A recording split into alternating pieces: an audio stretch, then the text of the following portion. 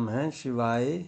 शिव पुराण श्री रुद्र संहिता 7वां अध्याय। विवादग्रस्त ब्रह्म विष्णु के मध्य अग्नि स्तंभ का प्रकट होना। ब्रह्मा जी कहते हैं, हे देव ऋषि, जब नारायण जल में शयन करने लगे तब शिव जी की इच्छा से विष्णु जी की नाभि से एक बहुत बड़ा कमल प्रकट हुआ। उसमें असंख्य नालदंड थे। वह पीले रंग का था और उसकी ऊंचाई भी कई योजन थी। कमल सुंदर, अद्भुत और संपूर्ण तत्वों से युक्त था। वह रमणीय और पुण्य दर्शनों के योग्य था। तत्पश्चात भगवान शिव ने मुझे अपने दाहिने अंग से उत्पन्न किया। उन महेश्वर ने अपनी माया से मोहित कर नारायण देव के नाभि कमल में मुझे डाल दिया और लीलापूर्वक मुझे प्रकट किया। इस प्रकार उस कमल से पुत्र के रूप में मुझे जन्म मिला। मेरे 4 मुख लाल मस्तक पर त्रिपुंड धारण किए हुए थे। भगवान शिव की माया से मोहित होने के कारण मेरी ज्ञान शक्ति बहुत दुर्लभ हो गई थी और मुझे कमल के अतिरिक्त और कुछ भी दिखाई नहीं दे रहा था। मैं कौन हूँ, कहाँ से आया हूँ, मेरा कार्य क्या है, मैं किसका पुत्र हूँ, किसने मेरा निर्माण किया है, कुछ इसी प्रकार के प्रश्नों ने मुझे परेशानी में डाल दिया था। कुछ क्षण बाद मुझे बुद्धि प्राप्त हुई और मुझे लगा कि इसका पता लगाना बहुत सरल है। इस कमल का उद्गम स्थान इस जल में नीचे की ओर है और इसके नीचे मैं उस पुरुष को पा सकूंगा जिसने मुझे प्रकट किया है। यह सोचकर एक नाल को पकड़कर मैं 100 वर्षों तक नीचे की ओर उतरता रहा, परंतु फिर भी मैंने कमल की जड़ को नहीं पाया। इसलिए मैं पुनः ऊपर की ओर बढ़ने लगा। बहुत ऊपर जाने पर भी कमल कोश को नहीं पा सका। तब मैं और अधिक परेशान हो गया। उसी समय भगवान शिव की इच्छा से मंगलमयी आकाशवाणी प्रकट हुई। उस वाणी ने कहा, तपस्या करो। उस आकाशवाणी को सुनकर अपने पिता का दर्शन करने हेतु मैंने तपस्या करना आरंभ कर दिया और 12 वर्ष तक घोर तपस्या की। तब 4 भुजाधारी सुंदर नेत्रों से शोभित भगवान शिव प्रकट हुए। उन्होंने हाथों में शंख, चक्र, गदा और पद्म धारण कर रखे थे। उनका शरीर श्याम कांति से सुशोभित था। उनके मस्तक पर मुकुट विराजमान था तथा उन्होंने पीताम्बर वस्त्र और बहुत से आभूषण धारण किए हुए थे। वे करोड़ों कामदेवों के समान मनोहर दिखाई दे रहे थे और सांवली व सुनहरी आभा से शोभित थे। उन्हें वहां देखकर मुझे बहुत हर्ष व आश्चर्य हुआ। भगवान शिव की लीला से हम दोनों में विवाद छिड़ गया कि हम में बड़ा कौन है। उसी समय हम दोनों के बीच में एक ज्योतिर्मय लिंग प्रकट हो गया। हमने उसका पता लगाने का निश्चय किया। मैंने ऊपर की ओर और विष्णु जी ने नीचे की ओर उस स्तंभ के आरंभ और अंत का पता लगाने के लिए चलना आरंभ किया, परंतु हम दोनों को उस स्तंभ का कोई और छोर नहीं मिला। थक कर हम दोनों अपने उसी स्थान पर आ गए। हम दोनों ही शिवजी की माया से मोहित थे। श्री हरि ने सभी ओर से परमेश्वर शिव को प्रणाम किया। ध्यान करने पर भी हमें कुछ ज्ञात न हो सका। तब मैंने और श्री हरि ने अपने मन को शुद्ध करते हुए अग्नि स्तंभ को प्रणाम किया। हम दोनों कहने लगे, महाप्रभु, हम आपके स्वरूप को नहीं जानते। आप जो भी हैं, हम आपको नमस्कार करते हैं। आप शीघ्र ही हमें अपने असली रूप में दर्शन दें। इस प्रकार हम दोनों अपने अहंकार को भूलकर भगवान शिव को नमस्कार करने लगे।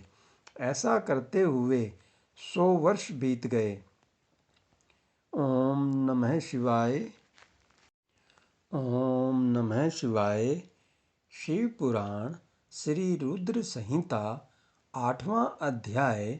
ब्रह्म विष्णु को भगवान शिव के दर्शन। ब्रह्मा जी बोले, मुनि श्रेष्ठ नारद, हम दोनों देवता घमंड को भूलकर निरंतर भगवान शिव का स्मरण करने लगे। हमारे मन में ज्योतिर्लिंग के रूप में प्रकट परमेश्वर के वास्तविक रूप का दर्शन करने की इच्छा और प्रबल हो गई। शिव शंकर गरीबों के प्रतिपालक, अहंकारियों के गर्व को चूर करने वाले तथा सबके अविनाशी प्रभु हैं। वे हम पर दया करते हुए हमारी उपासना से प्रसन्न हो गए। उस समय वहाँ उन सुरेष्ठ से ओम नाद स्पष्ट रूप से सुनाई देता था। उस नाद के विषय में मैं और विष्णु जी दोनों यही सोच रहे थे कि यह कहाँ से सुनाई पड़ रहा है।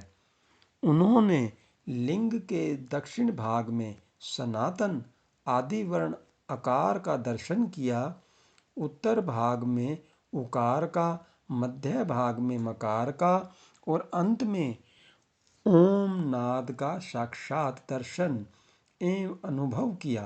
दक्षिण भाग में प्रकट हुए आकार का सूर्यमंडल के समान तेजोमय रूप देखकर जब उन्होंने उत्तर भाग में देखा तो वह अग्नि के समान दीप्तिशाली दिखाई दिया।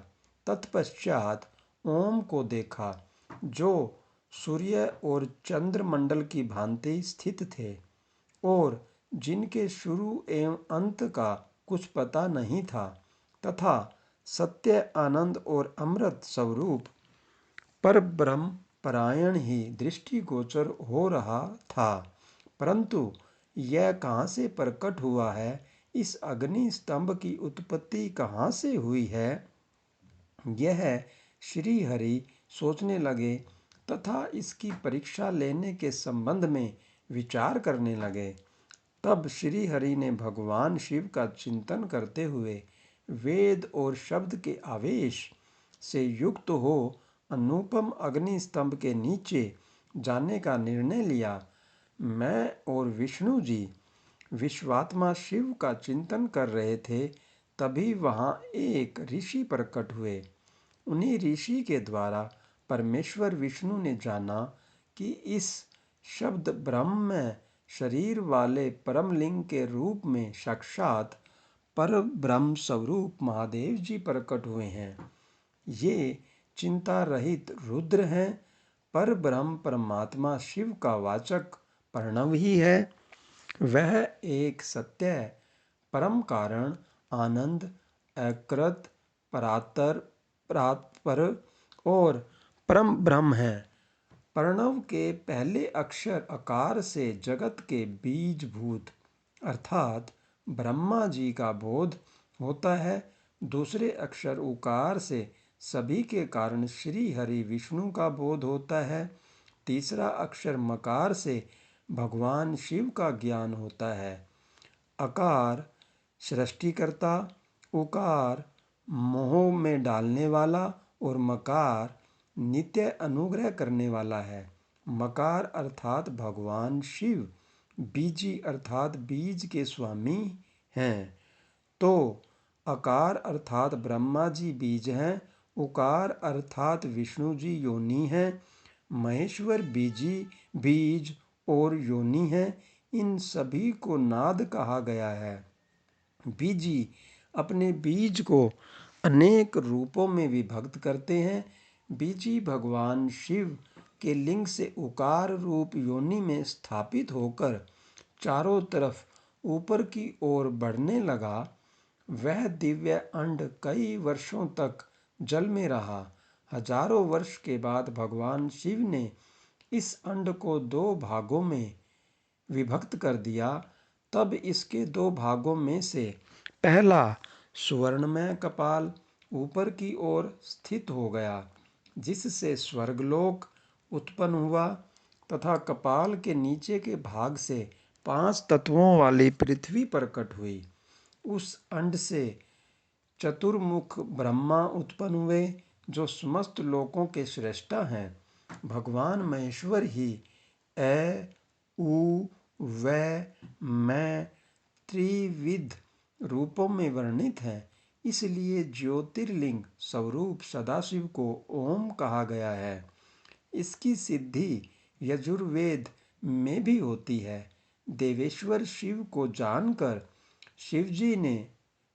विष्णु जी ने शक्ति संभूत मंत्रों द्वारा उत्तम एवं महान अभ्युदय से शोभित भगवान शिव की स्तुति करनी शुरू कर दी।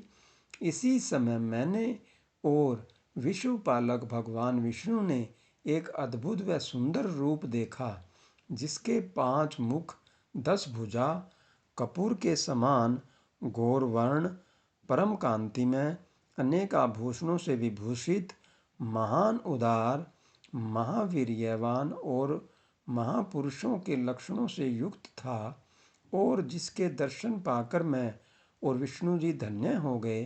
तब परमेश्वर महादेव भगवान प्रसन्न होकर अपने दिव्यमय रूप में स्थित हो गए। आकार उनका मस्तक और आकार ललाट है। इकार दाहिना और इकार बायां नेत्र है। उकार दाहिना और उकार बायां कान है। श्रकार दायां और श्रकार बायां गाल है। लर लिरि उनकी नाक के छिद्र हैं। एकार और एकार उनके दोनों होंठ हैं। ओकार और ओंकार उनकी दोनों दंत पंक्तियां हैं। और देवादिदेव शिव के तालु हैं। क आदि 5 अक्षर उनके दाहिने 5 हाथ हैं, और च आदि बाएं 5 हाथ हैं। त और ट से शुरू 5 अक्षर उनके पैर हैं। पकार पेट है। फकार दाहिना और बकार बायां पार्श्व भाग है। भकार कंधा, मकार हृदय है। हकार नाभि है। य से स तक के 7 अक्षर 7 धातुएं हैं, जिनसे भगवान शिव का शरीर बना है। इस प्रकार भगवान महादेव व भगवती उमा के दर्शन कर हम दोनों कृतार्थ हो गए। हमने उनके चरणों में प्रणाम किया। तब हमें 5 कलाओं से युक्त ओमकार जनित मंत्र का साक्षात्कार हुआ। तत्पश्चात महादेव जी ओम तत्वमसि महावाक्य दृष्टिगोचर हुआ, जो परम उत्तम मंत्र रूप है। इसके बाद धर्म और अर्थ का साधक बुद्धि स्वरूप 24 अक्षरीय गायत्री मंत्र प्रकट हुआ, जो पुरुषार्थ रूपी फल देने वाला है। तत्पश्चात मृत्युंजय मंत्र, फिर पंचाक्षर मंत्र तथा दक्षिणामूर्ति व चिंतामणि का साक्षात्कार हुआ। इन 5 मंत्रों को विष्णु भगवान ने ग्रहण कर जपना आरंभ किया। ईशों के मुकुटमणि ईशान है, जो पुरातत्व पुरुष है, हृदय को प्रिय लगने वाले, जिनके चरण सुंदर हैं, जो सांप को आभूषण के रूप में धारण करते हैं, जिनके पैर व नेत्र सभी ओर हैं, जो मुझ ब्रह्मा के अधिपति, कल्याणकारी तथा सृष्टि पालन एवं संहार करने वाले हैं। उन वरदायक शिव की मेरे साथ भगवान विष्णु ने प्रिय वचनों द्वारा संतुष्ट चित्त से स्तुति की। ओम नमः शिवाय।